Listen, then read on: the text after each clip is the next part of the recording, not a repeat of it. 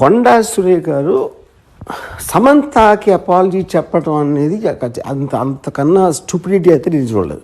First of all సమంతని ఎక్కడ అవమానించారు?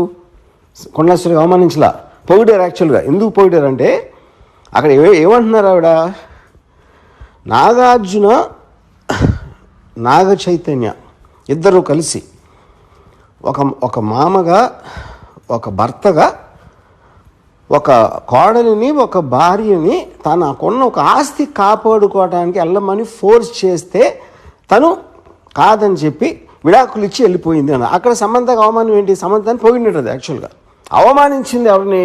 అత్యంత జుగుసాగా అవమానించింది నాగార్జున చైతన్యాన్ని.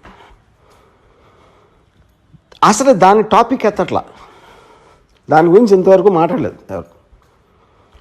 సో ఇప్పుడు ఇలాంటిది చెప్పడం కన్నా అంటే అక్కినేని కుటుంబం అంతా ఉన్న హుందాతనం, వాళ్ళకున్న extraordinary reputation, most dignified and reputed, అది ఒకసారి పక్కన పెట్టి ఏ ఇంట్లో అయినా ఒక మామని భర్తని ఇలాంటి ఆరోపణ నేనైతే నా జీవితంలో ఏం లేదు ఇలాంటిది.